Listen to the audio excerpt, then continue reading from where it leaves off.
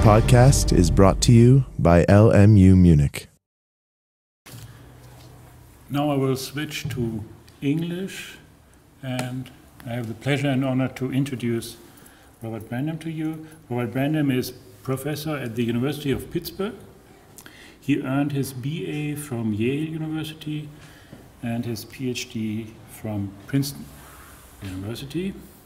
In 1994, he published his famous book, Making It Explicit, followed in 2000 by a sort of shorter version, articulating reasons and introduction to inferentialism. Robert Brandom has also published a collection of essays on the history of philosophy, Tales of the Mighty Dead, 202. He delivered the 2006 John Locke lectures at Oxford University, and they have been published under the title Between Saying and Doing Thoughts in Analytic Pragmatism, 2008. Allow me some further remarks. There is a distinction between an earlier and a later form of analytic philosophy, says Richard Rorty in his introduction to a new edition of Sellars' Empiricism and the Philosophy of Mind. The earlier form is a form of empiricism developed out of the work of Russell and Carnap. The later form is a, as Rorty puts it, post-positivistic form of analytic philosophy. To Rorty, the shift from the earlier to the later form is connected to the works of Quine, the later Wittgenstein, and Sellars. The general idea of this shift from the earlier to the later form is a critique of the myth of the given, to quote a famous expression of Sellars. What does this expression mean? Well, the history of philosophy is deeply influenced by the gap between world and mind, the gap between the real things and the not-so-real worlds, which refer somehow to reality. Whatever the world is, it's a given. Whatever the things are, they are given. On the other hand, our thoughts and words are not given, and this seems a disadvantage to our thoughts and words because it's the world which makes our thoughts true or false. The things of the world are the truth makers, but they are for themselves not true, but given. The gap between world and mind is the working place for numerous bridge builders. They want to bridge the gap in order to gain true knowledge of the world. But in the end, they discover that there is no possible bridge between the world and the mind because the gap is too deep, both sides are too different. Hegel calls this a result of a certain fear of truth. We fail to establish a bridge between world and mind because we want to fail. And the best way to guarantee the failure of all attempts is the myth of the given. Once the gap between a given world and a totally different mind is established, truth is impossible and skepticism the only option. Hegel is quite clear on this. To oppose skepticism, one must oppose the myth of the given. Robert Brandom, as I understand, stands in the tradition of this later form of analytic philosophy, especially in the Pittsburgh tradition of Sellars. Therefore, he opposes the gap between world and mind and claims, quote, that not only appearance, but also reality is conceptually articulated. In the old days, this claim was called idealism. For Hegel, idealism was true because it was the only way to defend realism. Is idealism the true realism? I think this is the very question. And if I'm not mistaken, this is the question of Robert Brandom as well. We are about to learn more about it. Dear Professor Brandom, I'm looking forward to your talk.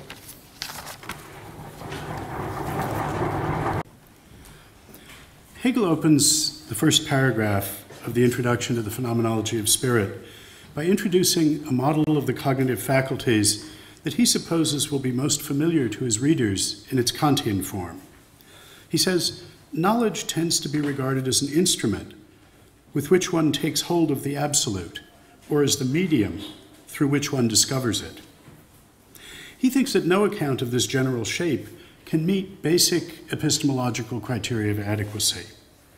By showing that, he hopes to make his readers appreciate the need for an alternative model, which he will then supply. The general character of his complaint against construing cognitive faculties on the instrument or medium model seems clear enough. He offers a twofold summary.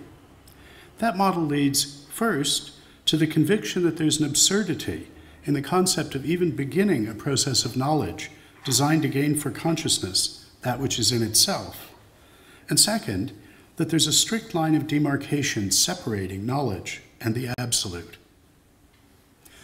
The first objection alleges that theories of the sort he is addressing must lead to a kind of skepticism, a failure to make intelligible the idea of knowing how things are in themselves.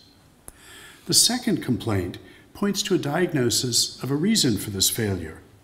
The model excavates a gulf separating consciousness from what it's consciousness of, what Professor Hutter was just talking about under the heading of the myth of the given. Hegel expands on both these points. He fills in the charge that instrument or medium theories lead to skepticism by saying, quote, if knowledge is the instrument to take hold of the absolute essence, one is immediately reminded that the application of an instrument to a thing does not leave it as it is, but brings about a shaping and an alteration of it. Or, if knowledge is not an instrument for our activity, but a more or less passive medium through which the light of truth reaches us, then again we do not receive this truth as it is in itself, but as it is in and through this medium. In both cases, we employ a means which immediately brings about the opposite of its own end, or rather the absurdity lies in our making use of any means at all. End of the quote. In either case, there's going to be a distinction between what things are for consciousness, the product of the exercise of cognitive faculties, and what they are in themselves, the raw materials on which those cognitive faculties are exercised. Something about the character of this distinction, Hegel seems to be arguing, is incompatible with what things are for consciousness, according to such a picture, counting as genuine knowledge of how things really are in themselves. He elaborates the problem that was diagnosed in the passage I just read. It is that the instrument or medium picture, quote, presupposes notions about knowledge as an instrument and a medium, and also the notion that there's a difference between ourselves and this knowledge. But above all, it presupposes that the absolute stands on one side, and knowledge, though it is on the other side for itself and separated from the absolute, is nonetheless something real. Hence, it assumes that knowledge may be true despite its presupposition that knowledge is outside the absolute, and therewith outside the truth as well. By taking this position, what calls itself the fear of error reveals itself as the fear of truth. Another famous passage that Professor Hutter repeated.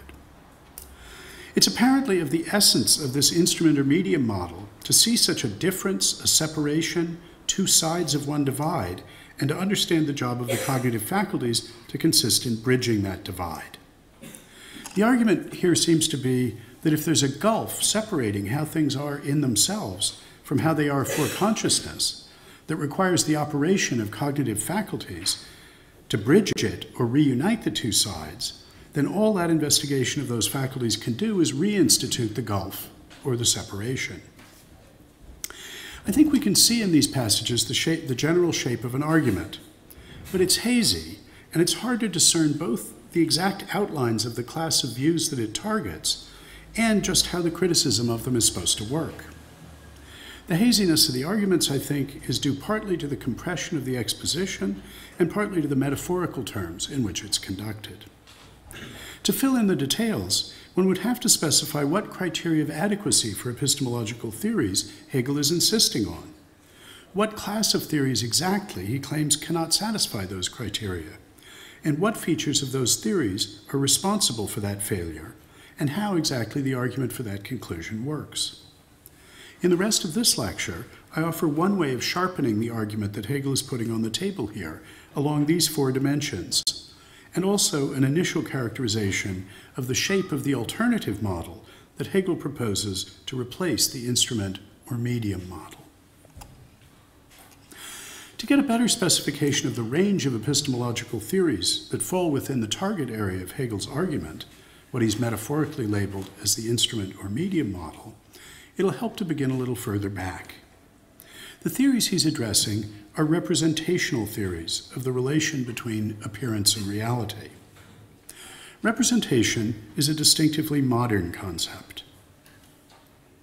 In order to understand how strings of algebraic symbols could be useful, veridical, tractable appearances of geometrical realities, Descartes needed a new way of conceiving the relations between appearance and reality.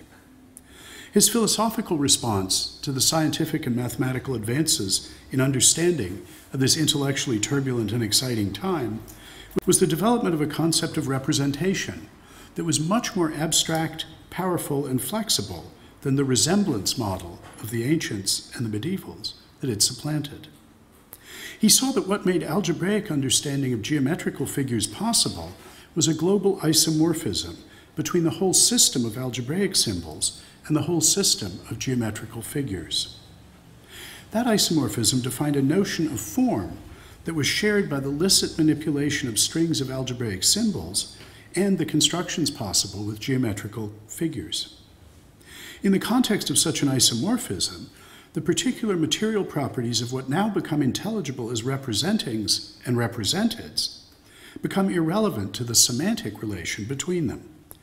All that matters is the correlation between the rules governing the manipulation of the representings and the actual possibilities that characterize the representeds. Inspired by the new emerging forms of modern scientific understanding, Descartes concluded that this representational relation, of which the ancient notion of resemblance then appears merely as a primitive species, is the key to understanding the relations between mind and world, appearance and reality, quite generally. This was a fabulous tradition-transforming idea, and everything Western philosophers have thought since, no less on the practical and on the theoretical side, is downstream from it, conceptually, and not just temporally. But Descartes combined this idea with another, more problematic one. This is the idea that if any things are to be known or understood representationally, whether correctly or not, by being represented, then there must be some things that are known or understood non-representationally, immediately, not by means of the mediation of representings. If representings themselves could only be known representationally, by being themselves in turn represented, then a vicious infinite regress would result. For we would only be able to know about a represented thing by knowing about a representing of it, and could only count on knowing about it if we already knew about a representing of it, and so on.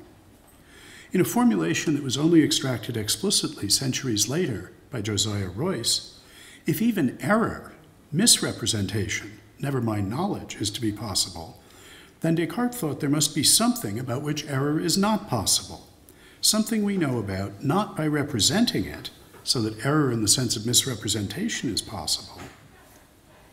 If we can know or be wrong about anything representationally by means of the medium of representings of it, there must be some representings that we grasp, understand, or know about immediately, simply by having them.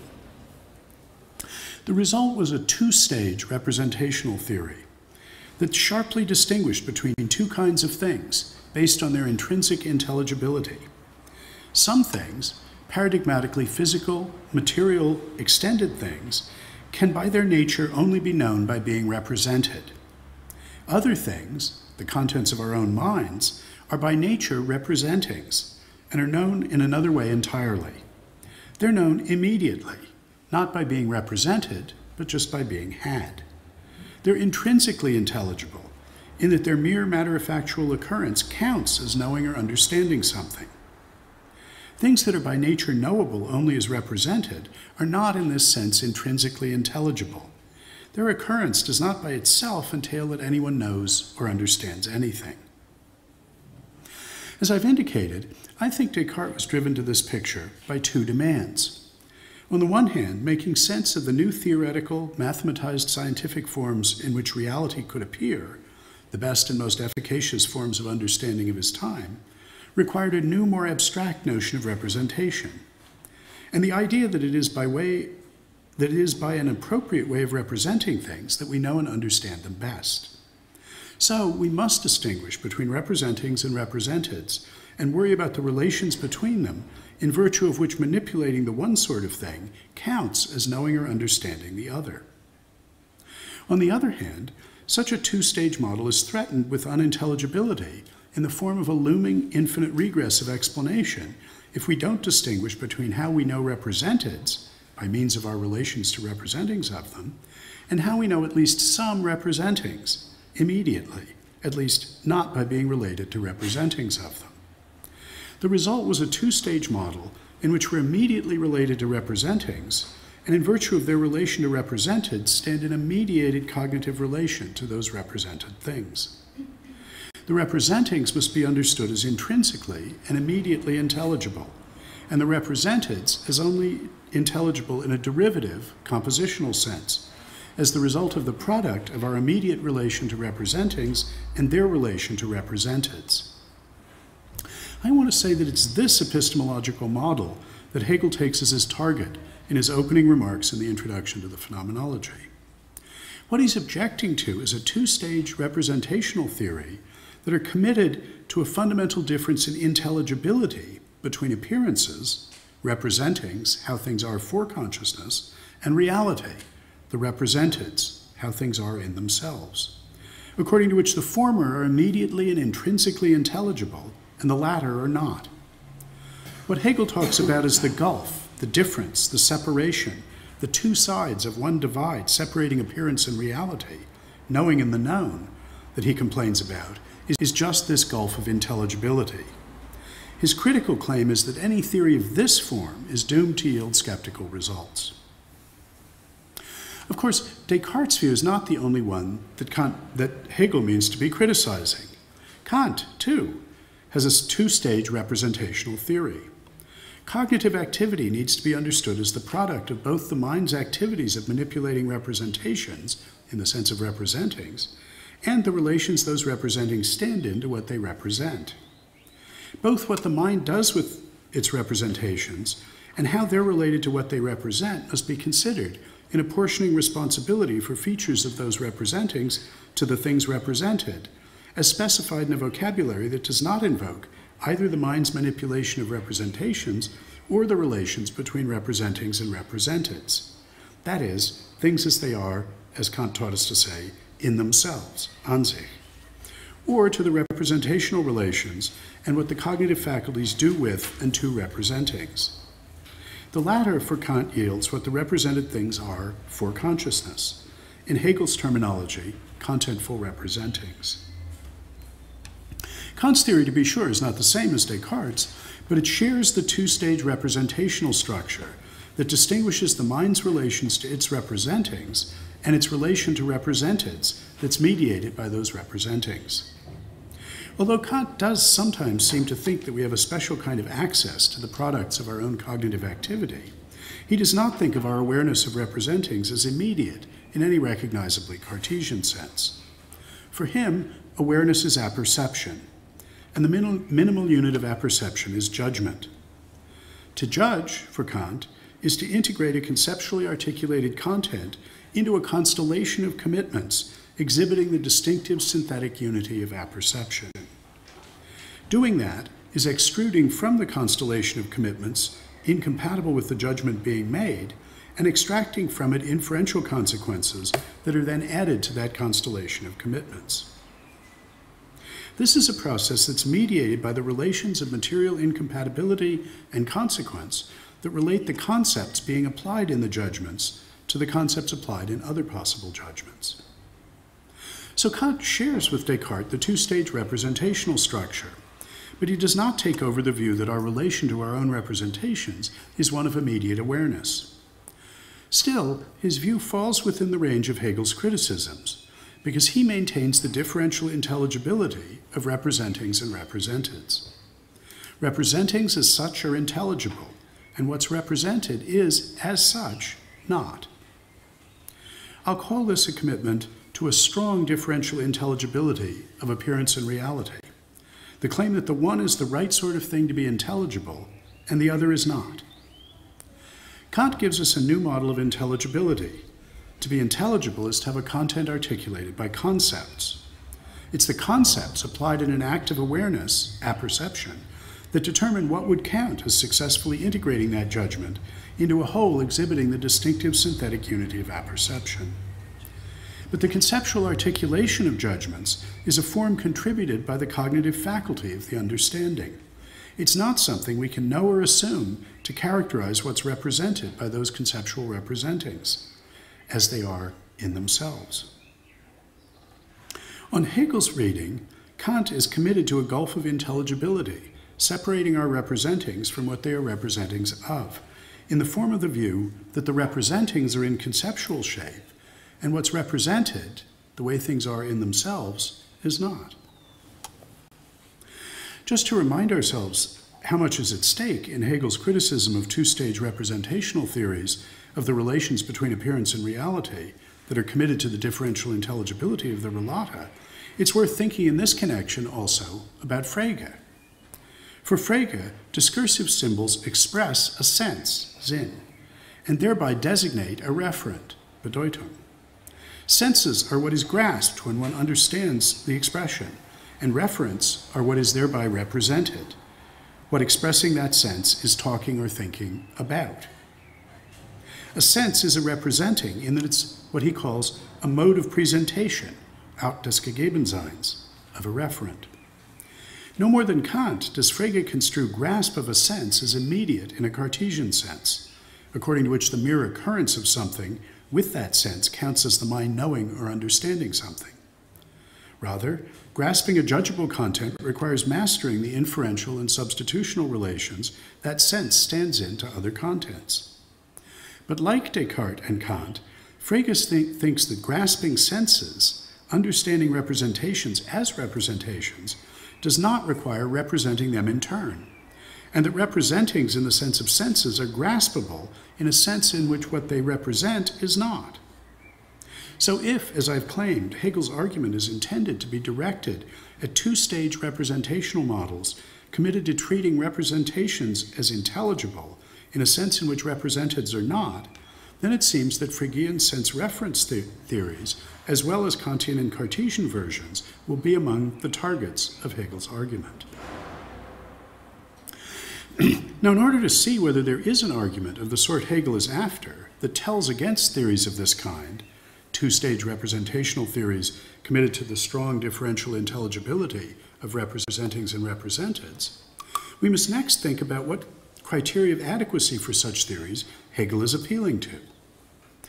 In general, we know what Hegel thinks is wrong with them is that they lead to skepticism. Further, he tells us that what he means by this is that such theories preclude knowing things as they are in themselves. I think what's going on here is that Hegel learned from Kant that the soft underbelly of epistemological theories is the semantic theories that they implicitly incorporate and depend upon. And he thinks that two-stage representational theories, committed to the strong differential intelligibility of representings and what they represent, semantically preclude genuine knowledge of those representeds. I'll call the criterion of adequacy on epistemological theories that Hegel's implicitly invoking here the genuine knowledge condition, GKC. Obviously, a lot's going to turn on what counts as genuine knowledge. But it's clear in any case that this requirement demands that an epistemological theory not be committed to a semantics, in particular to a theory of representation, that when looked at closely turns out to rule out as unintelligible the very possibility of knowing how things really are, genuine knowledge. I do not take it that the very existence of a contrast between how we know what's represented and how we know representings by itself demonstrates such a failure.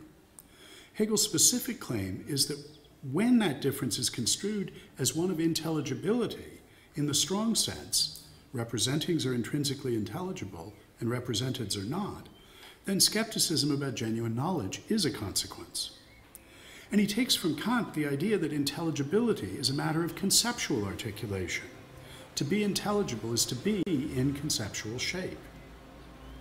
If this reading is correct, then Hegel's argument must show that to satisfy the genuine knowledge condition, an epistemological theory must treat not only appearance, how things subjectively are for consciousness, but also reality, how things objectively are in themselves as conceptually articulated. Again, what could count as a good argument for this claim obviously turns on what's required to satisfy that requirement.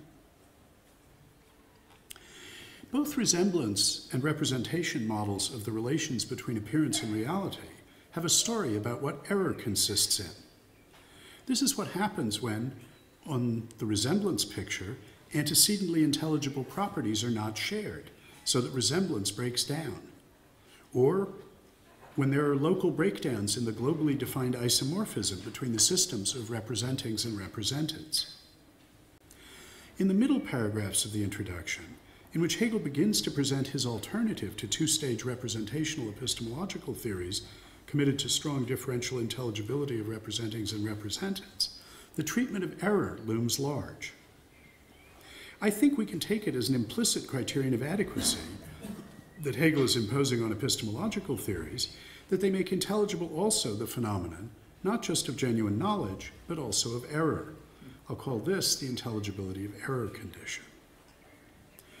The genuine knowledge condition and the intelligibility of error condition are epistemological constraints. The semantics presupposed by or implicit in an epistemological theory must, Hegel is telling us, not preclude the intelligibility either of genuine knowledge or of error, being wrong about how things really are. We must be able to understand both what it is for what there is to appear as it is and for it to appear as it is not.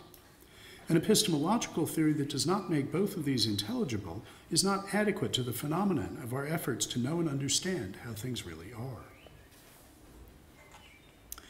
But approaching epistemology, as Kant suggests, from this semantic direction, suggests that behind these epistemological constraints are deeper semantic ones.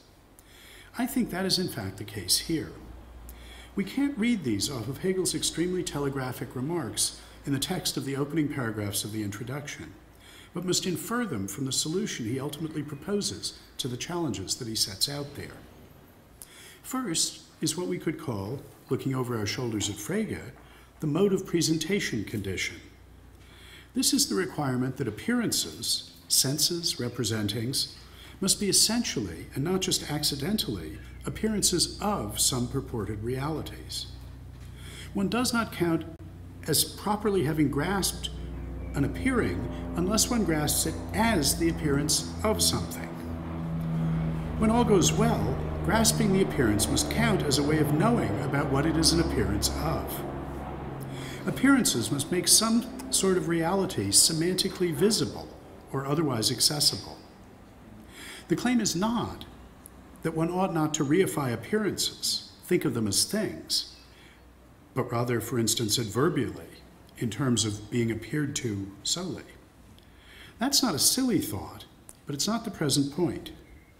The present idea is that if the epistemological genuine knowledge condition is to be satisfied by a two-stage representational model, representings must be semantic presentations of representeds in a robust sense, in which what one has grasped is not a representation unless it's grasped as a representation of some represented.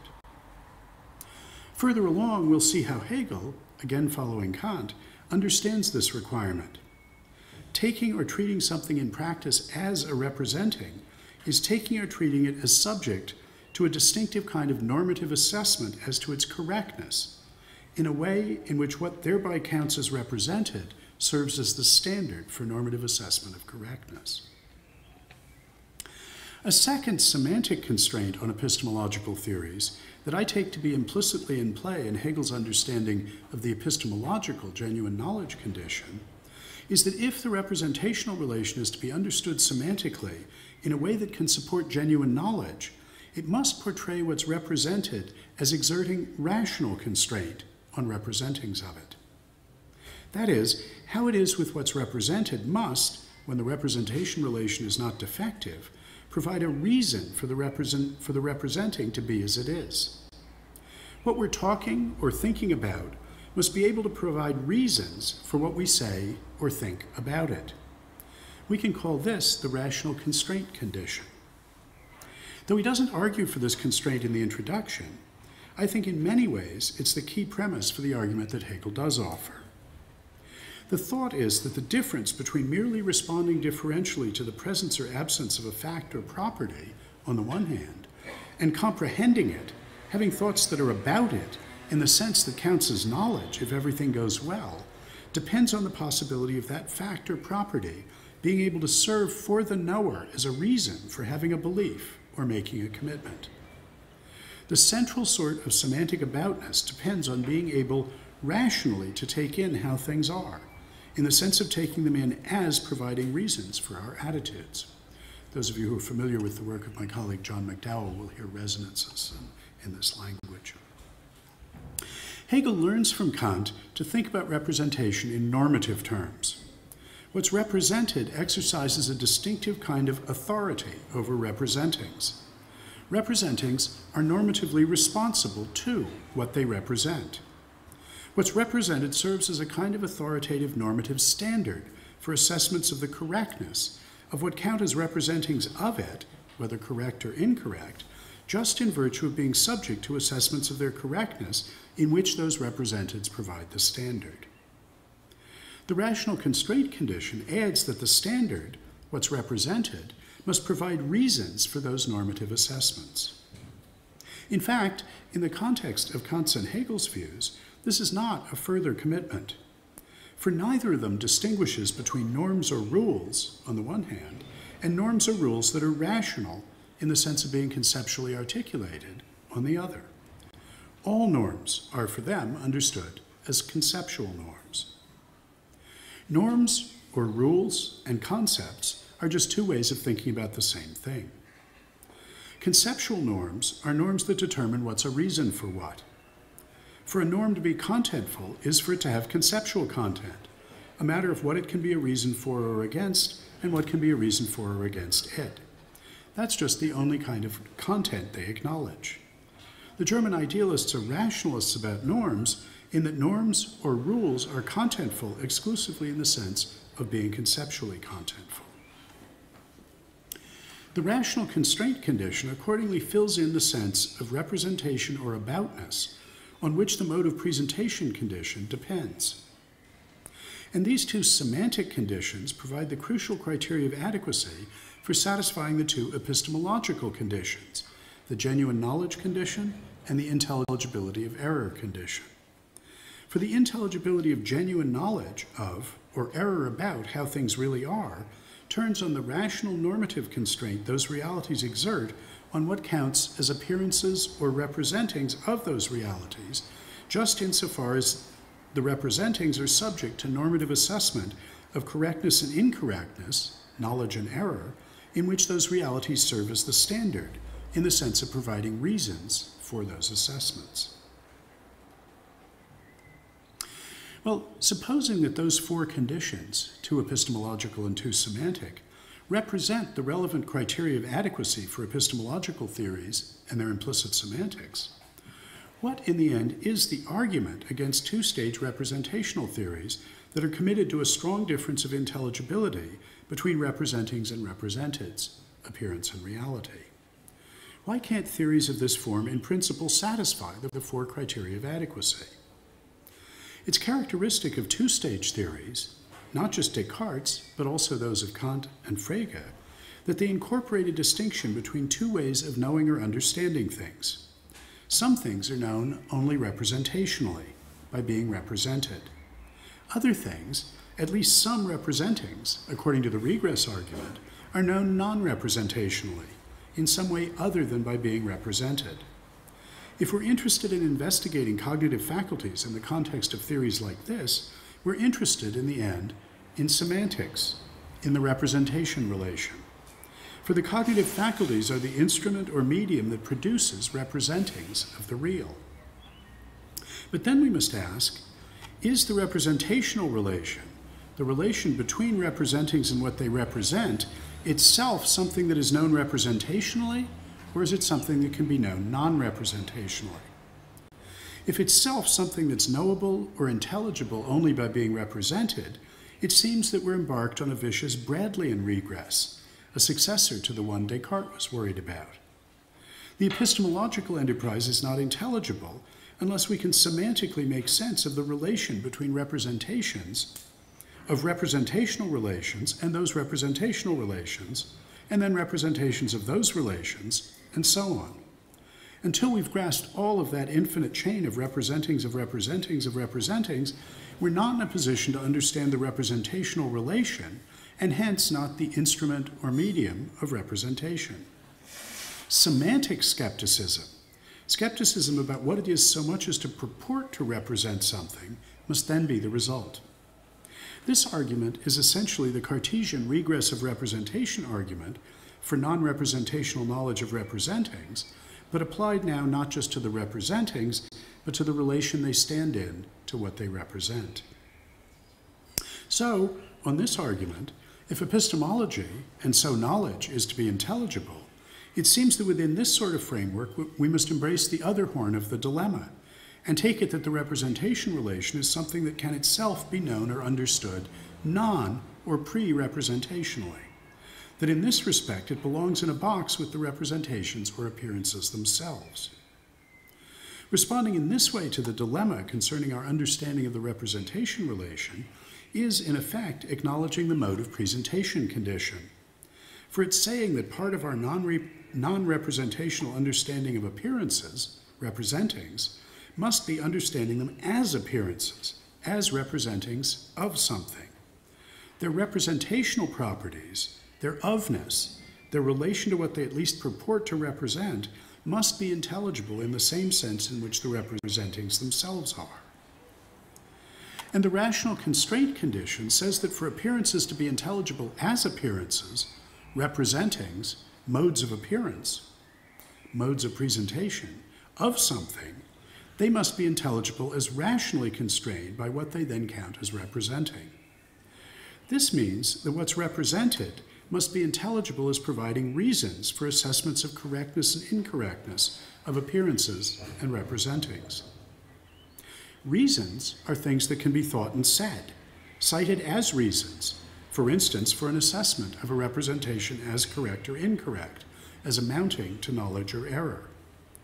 And that's to say that what provides reasons for such assessments must itself, no less than the assessments themselves, be in conceptual form.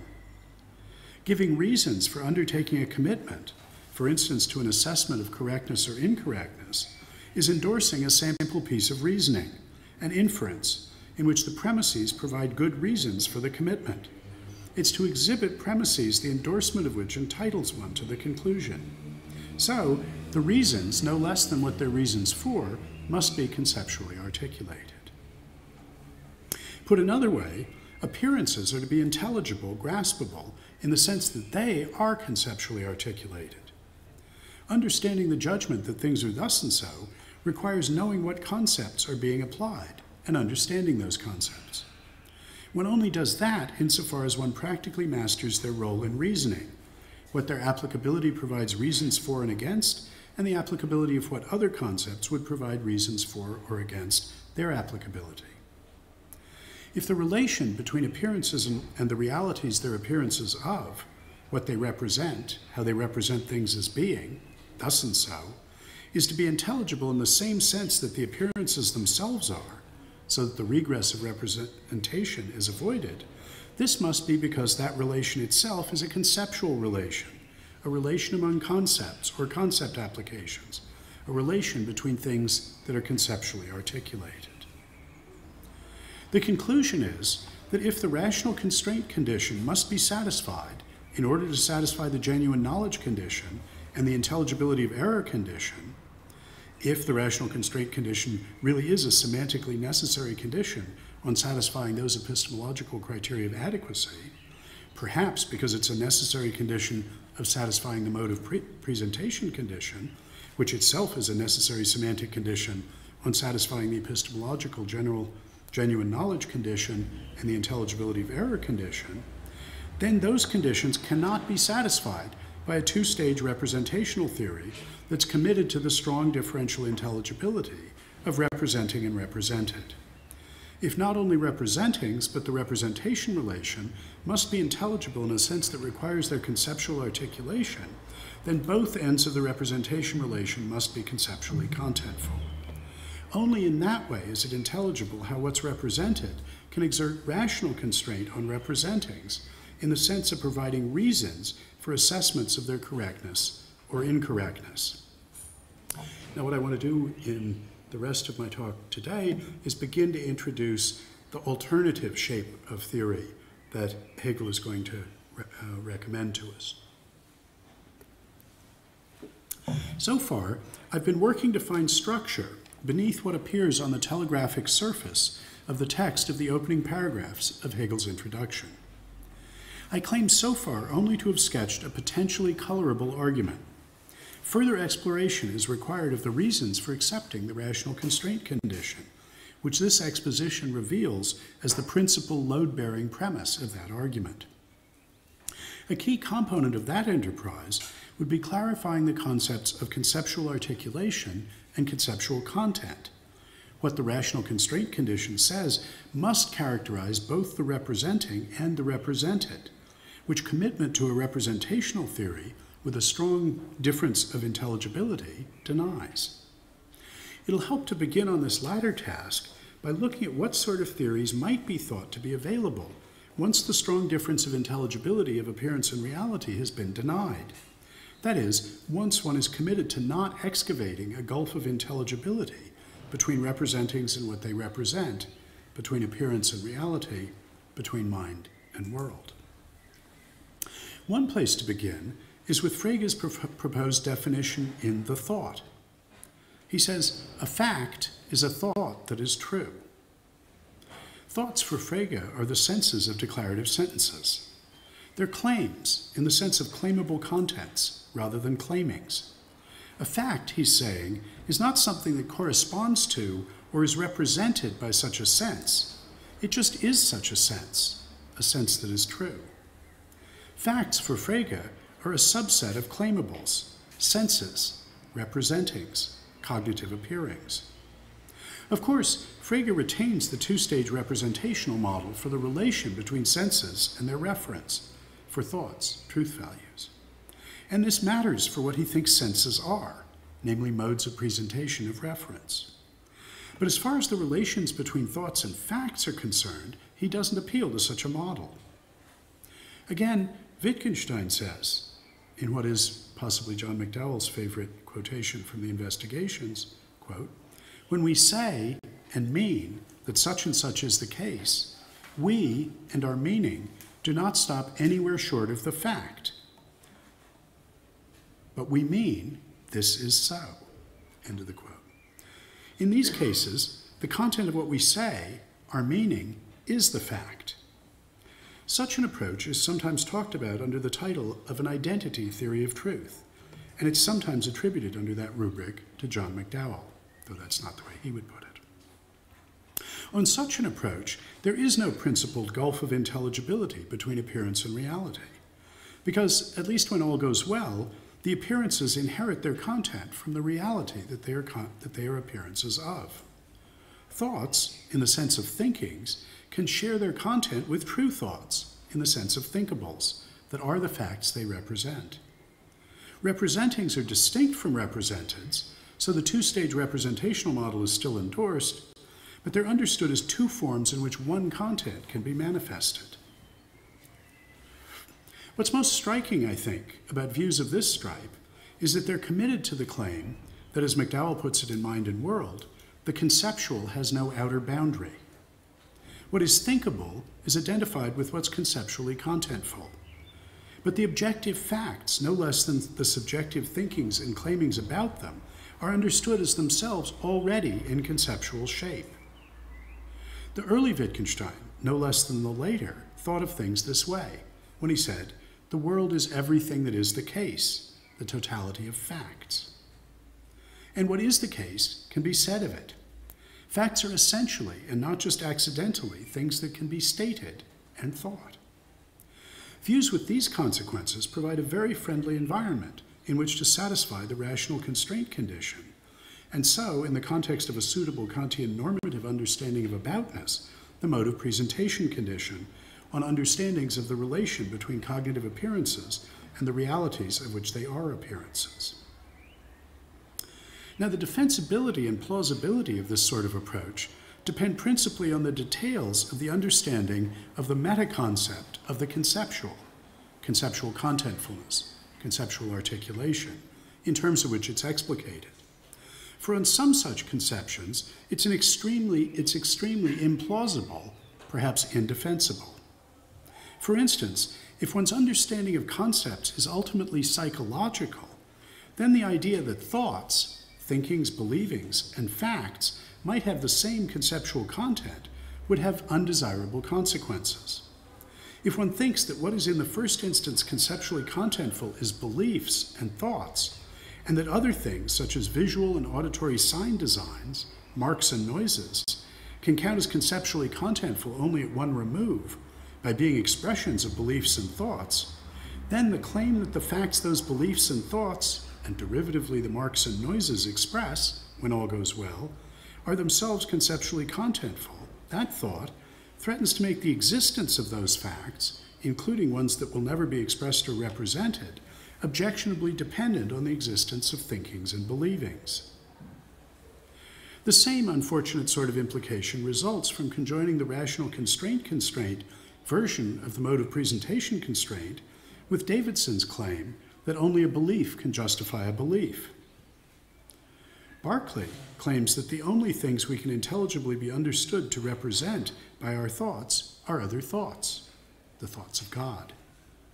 Some of the British idealists thought that the reality that appeared to us in thought and belief consisted of the thought of the absolute, and thought they had learned that lesson from Hegel.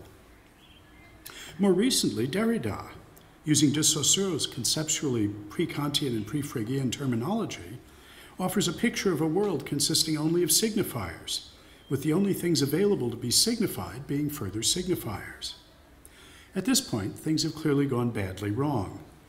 If Hegel's opening argument has to be filled in a way that has this sort of idealism as its consequence, we ought to exploit it by modus tollens, not by modus ponens.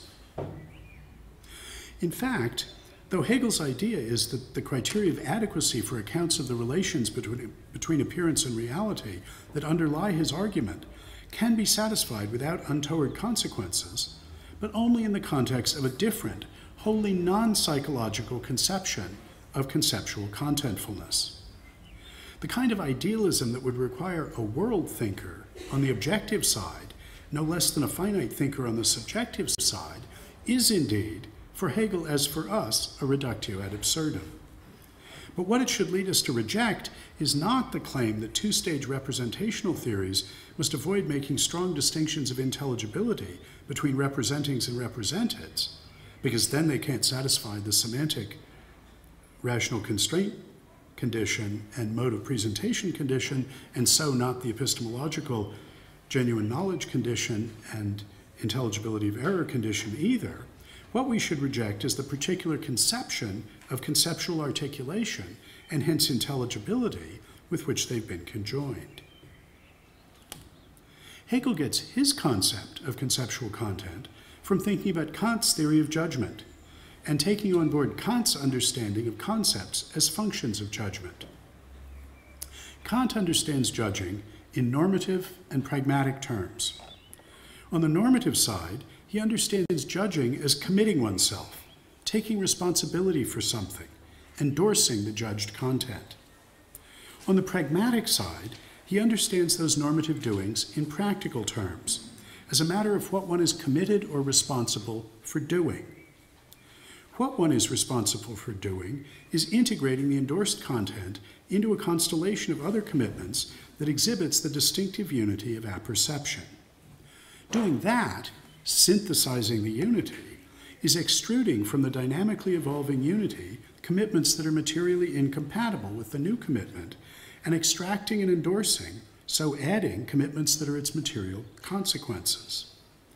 Judging that P, for Kant, is committing oneself to integrating P with what one is already committed to, synthesizing a new constellation exhibiting that rational unity characteristic of perception, of apperception. From Hegel's point of view, that extrusion or expulsion of incompatible commitments and extraction and expansion according to consequential commitments is the inhalation and exhalation, the breathing rhythm by which a rational subject lives and develops. Synthesizing a normative subject, which must exhibit the synthetic unity distinctive of apperception, is a rational process, because if one judgment is materially incompatible with another, it serves as a reason against endorsing the other. And if one judgment has another as its material inferential consequence, it serves as a reason for endorsing that other. Understanding the activity of judging in terms of synthesis by integration into a rational unity of apperception requires that judgeable contents stand to one another in relations of material incompatibility and consequence. For it's such relations that normatively constrain the apperceptive process of synthesis, determining what counts as a proper or successful fulfilling of the judging subject's integrative task responsibility or commitment.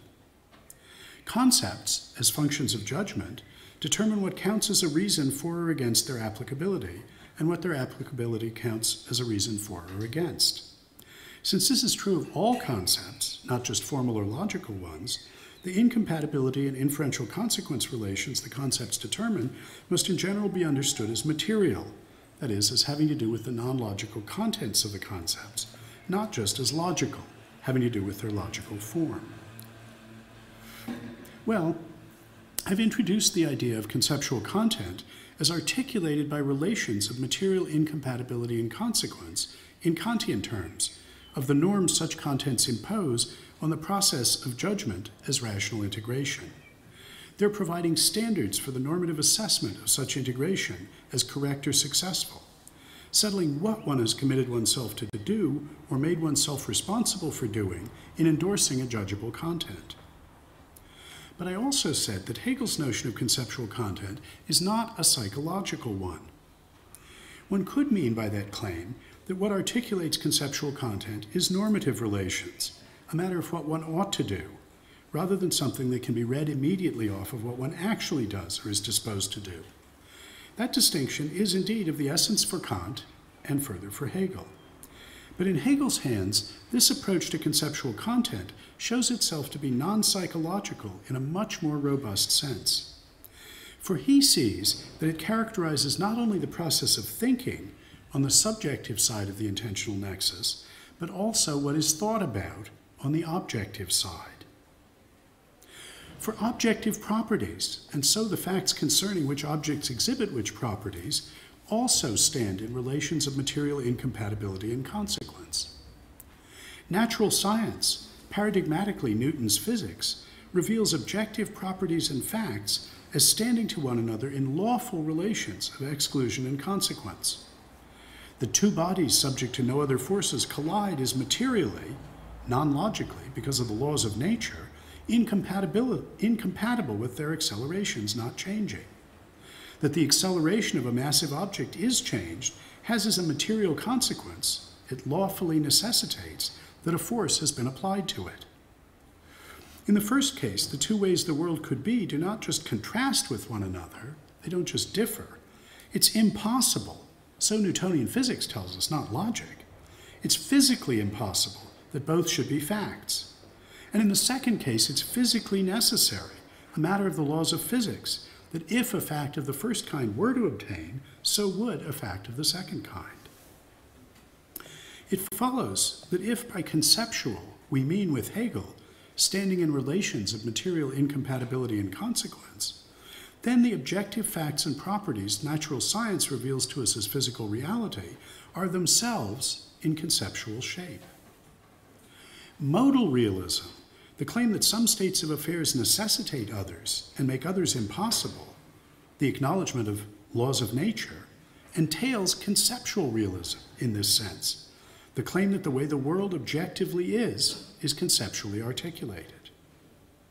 This is a non-psychological conception of the conceptual in a robust sense, because having conceptual content standing in relations of material incompatibility and consequence does not require anyone to think or believe anything. If Newton's laws are true, then they held before there were thinkers, and would hold even if there never were thinkers. The facts governed by those laws, for instance, early collisions of particles, stood in lawful relations of relative impossibility and necessity to other possible facts, and hence, on this conception of the conceptual, had conceptual content quite independently of whether any subjective processes of thinking had gone on, were going on, or ever would go on in this or any other possible world. Hegel thinks that underlying this point about the conceptual character of objective reality is a deeper one. For he thinks that the idea of determinateness itself is to be understood in terms of standing in relations of incompatibility and consequence to other things that are determinate in the same sense. He endorses Spinoza's principle, omnis determinatio est negatio. For something to be determinate is for it to be one way rather than some other way. This thought is incorporated in the 20th century concept of information, due to Shannon, which understands information in terms of the partition each bit establishes between how things are, according to the information, and how they're not. Everyone should agree that if a property does not contrast with any properties, if it's not even different from any of them, then it's just indeterminate. To know that an object had such a property would be to know nothing about it.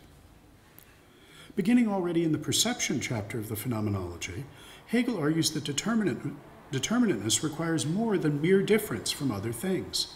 It requires what he calls exclusive, ausschließend difference, and not mere or indifferent, gleichgültig difference. The properties square and circular are exclusively different properties, since possession by a plane figure of the one excludes, rules out, or is materially incompatible with possession of the other. The properties square and green are merely or indifferently different, in that though they are distinct properties, possession of the one does not preclude possession of the other. An essential part of the determinate content of a property, what makes it the property that it is and not some other, is the relations of material, modally robust incompatibility it stands in to other determinate properties. For instance, shapes to other shapes, colors to other colors. We can make sense of the idea of merely different properties, such as square and green, only in a context in which they come in families of shapes and colors whose members are exclusively different from one another. An important argument for understanding determinateness Hegel's way, in terms of exclusive difference or material incompatibility, and one that he pursues in the perception chapter, is that that's what's required to underwrite an essential aspect of the structural difference between the fundamental ontological categories of object and property, particular and universal. Aristotle had already pointed out a structural asymmetry between these categories. It makes sense to think of each property as coming with a converse, in the sense of a property that's exhibited by all and only the objects that do not exhibit the index property. Has a mass greater than 5 grams is a property that has a converse in this sense. But it does not make sense to think of objects as coming with converses, in the analogous sense of an object that exhibits all and only the properties that are not exhibited by the index object. This is precisely because some of those properties will be incompatible with one another and so cannot be exhibited by a single object. The number 9 has the properties of being a number, of not being prime, being odd, and not being divisible by 5. If it had a converse, that object would have to have the properties of not being a number, of being prime, being even, and being divisible by 5. But nothing can have all of those properties. It follows that a world that's categorically determinate, in that it includes determinate properties and objects, and so facts, must be determinate in Hegel's sense. The properties must stand to one another in relations of material incompatibility. If they do that, they'll also stand to one another in relations of material consequence, since a property P will have the property Q as a consequence if everything incompatible with Q is incompatible with P. So being a bear has being a vertebrate as a consequence, since everything incompatible with being a vertebrate, for instance being a prime number, is incompatible with being a bear. Since Hegel understands being conceptually contentful as standing to other such items in relations of material incompatibility and consequence, to take the objective world to be minimally determinate in the sense of consisting of facts about what objects have what properties, that is to take the world to be conceptually structured in his sense. For him, only conceptual realists are entitled to think of objective reality as so much as determinate. Modal realism pretty much comes for free. We didn't need Newtonian physics to get to conceptual realism in this sense. The barest Aristotelian metaphysics is already enough. This is the conception of the conceptual at the core of Hegel's thought that is non-psychological in a very strong sense. And in this sense, there's no problem with seeing both sides of the appearance-reality distinction as conceptually structured. We're not, on that account, obliged to excavate a gulf of intelligibility between them. And for the same reason, the principal obstacle to satisfying the rational constraint condition, and therefore the mode of presentation condition, is removed. Though I haven't yet said anything positive about how they might be satisfied either, that's the topic of my next lecture. But that means, in turn, that the semantic presuppositions that I've been reading Hegel as taking it to make it impossible to satisfy the epistemological criteria of adequacy expressed by the genuine knowledge condition and the intelligibility of error condition can also be avoided. Access to all of these desirable consequences is to be opened up by the non-psychological structural understanding of the conceptual in terms of relations of material incompatibility and so consequence. Hegel's term for what I've been calling material incompatibility is determinate negation, bestimmte Negation. His term for what I've been calling material consequence is mediation, Vermittlung, after the role of the middle term in classical syllogistic inference. The first is the more fundamental concept for Hegel, perhaps in part because, as I just argued, wherever there are relations of incompatibility, there will be relations of consequence. Hegel often contrasts determinate negation, material incompatibility, with what he calls formal or abstract negation, logical inconsistency. Square is a, not the, determinate negation of circular, where not circular is the, not a, formal negation of it. These are Aristotelian contraries rather than contradictories. We're in a position to see that the choice of the term determinate to mark this difference between two kinds of negation is motivated by Hegel's view that it's just relations of determinate negation in virtue of which anything is determinate at all. This is as true of thoughts as it is of things, of discursive commitments on the subjective side of cognitive activity, no less than of facts on the side of objective reality the subject knows of and acts on. That's why, though the conception is at base non-psychological, Hegel's meta-concept of the conceptual does also apply to psychological states and processes. Thinkings and believings, too, count as determinately, and so conceptually contentful, in virtue of standing to other possible thinkings and believings in relations of material incompatibility and consequence. But are subjective commitments conceptually contentful in the same sense that objective facts are, even on Hegel's definition? When we say that being pure copper and being an electrical insulator are materially incompatible, we mean that it's physically, not logically, impossible that one and the same object at one and the same time has both properties. But when we say that the commitment to A's being pure copper and to A's being an electrical insulator are materially incompatible, we do not mean that it's impossible for one and the same subject at one and the same time to undertake both commitments. We mean rather that one ought not to do so.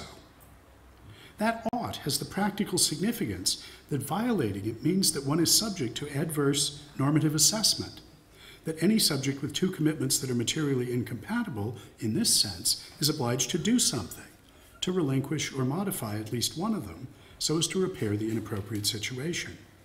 But it's still entirely possible for a subject to find itself in that inappropriate normative situation. And that's to say that the relations of material incompatibility and consequence, in virtue of which objective facts and properties are determinate, are alethic modal relations, a matter of what is conditionally possible or impossible and necessary. The relations of material incompatibility and consequence, in virtue of which the commitments undertaken and predicates applied by discursive subjects are determinate, are deontic normative relations, a matter of what one is conditionally entitled and committed to. We may think of these alethic and deontic modalities, if we like, but they're still very different modalities. Hegel is writing downstream from Kant's use of necessity, Notwendigkeit, as a genus covering both cases.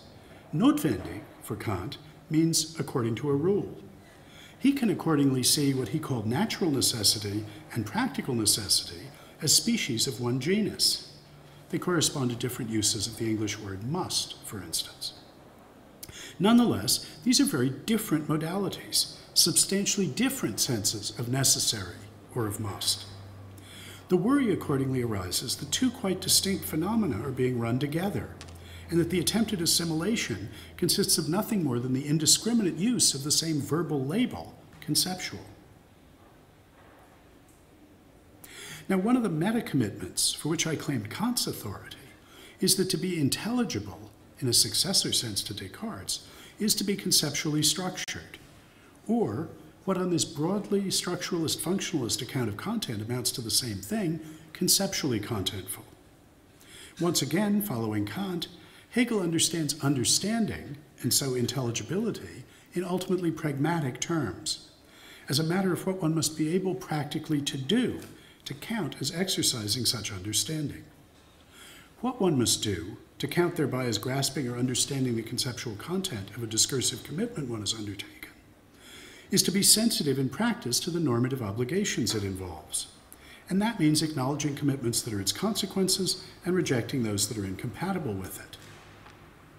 Well, what about the intelligibility of objective states of affairs, which are conceptually contentful in virtue of the alethic modal connections of incompatibility and consequence they stand into other such states of affairs, rather than the deontic normative relations that articulate the conceptual content of corresponding discursive commitments? The key point, I think, is that what one needs to do in order thereby to count as practically taking or treating two objective states of affairs as alethically incompatible is precisely to acknowledge that if one finds oneself with the corresponding commitments, one is deontically obliged to reject or reform at least one of them. And what one needs to do in order thereby to count as practically taking or treating one objective state of affairs as a necessary, lawful consequence of another is to acknowledge the corresponding commitment to one as a consequence of the corresponding commitment to the other. Here, corresponding commitments are those whose deontic normative conceptual relations track the alethic modal conceptual relations of the objective states of affairs. Isomorphism between deontic normative conceptual relations of incompatibility and consequence among commitments and alethic modal relations of incompatibility and consequence among states of affairs determines how one takes things objectively to be. Practically acquiring and altering one's commitments in accordance with a certain set of deontic norms of incompatibility and consequence is taking the objective alethic modal relations, articulating the conceptual contents of states of affairs, to be the isomorphic ones. Because of these relations, normatively acknowledging a commitment with a certain conceptual content is taking it that things objectively are thus and so. That is, it is taking a certain fact to obtain. And that's to say that in immediately grasping the deontic normative conceptual content of a commitment, one is grasping it as the appearance of a fact whose content is articulated by the corresponding, that is, isomorphic, alethic modal relations of incompatibility and consequence. This is how the mode of presentation condition is satisfied in this sort of two-stage representational model, while giving up a strong distinction of intelligibility.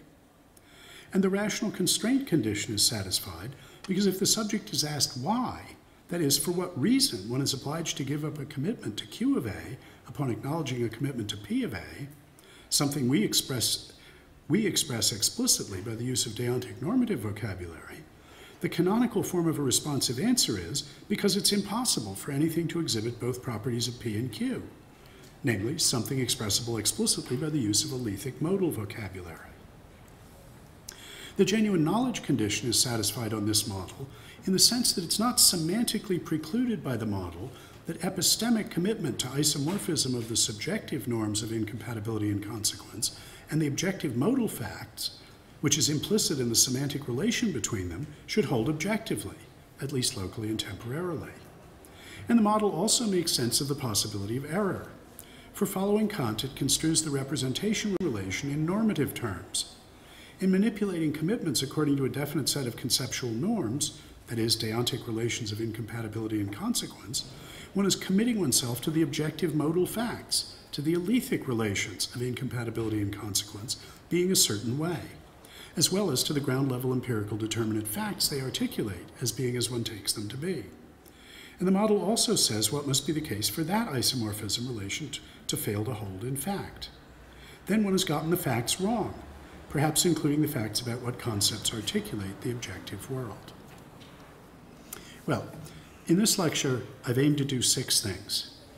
To demarcate explicitly the exact range of epistemological theories, epitomized by those of Descartes and Kant, that fall within the target area of Hegel's criticism.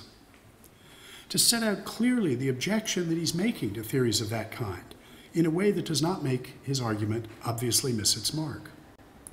To formulate Hegel's criteria of adequacy for a theory that would not be subject to that objection, which he's implicitly putting in play.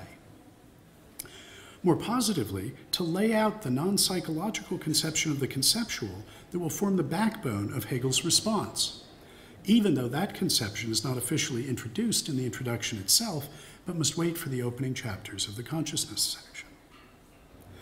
To sketch the general outlines of an epistemological and semantic approach based on that conception of the conceptual, and finally to indicate how such an approach might satisfy the criteria of adequacy for a theory that's not subject to Hegel's objection. In the next lecture, I look more closely at the account of representation that I take Hegel to construct out of the elements put in play by this discussion. Thank you.